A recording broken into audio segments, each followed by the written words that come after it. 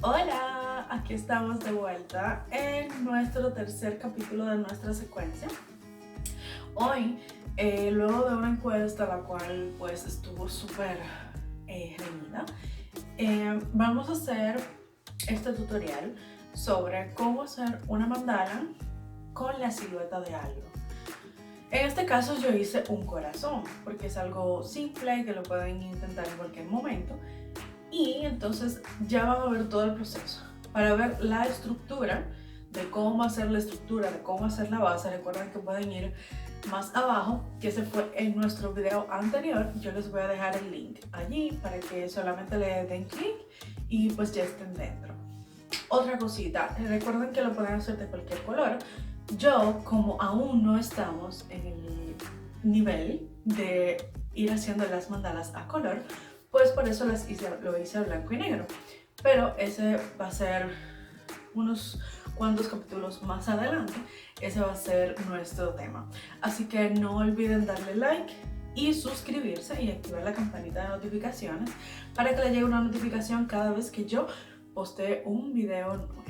En los comentarios no olviden dejar qué les gustaría ver en el próximo video y qué más les gustaría aprender. Recuerden siempre compartir sus fotos en Instagram con el hashtag que le voy a dejar aquí debajo y seguirme en todas mis redes sociales para que se enteren de todas las cositas chéveres que hago para ustedes. Así que sin más, empecemos con el video. Los quiero. Para la estructura recuerden ver debajo en el link para saber cómo hacerlo. Ya yo aquí tengo los círculos hechos.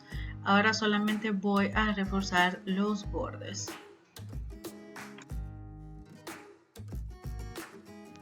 Ahora que tengo ya los bordes reforzados, entonces lo que vamos a hacer es marcar los ángulos.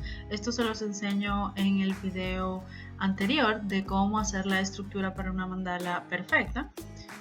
Vamos a marcar todo y luego que marquemos vamos a empezar con nuestra mandala.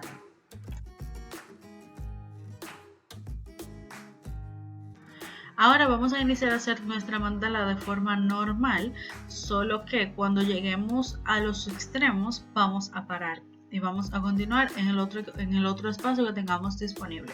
Esa es la única condición para poder hacer las mandalas con forma de silueta. Es muy simple. Primero haz tu silueta, refuerza los bordes y luego inicia tu mandala de la forma normal, claro está, sin pasarte de los bordes de la figura.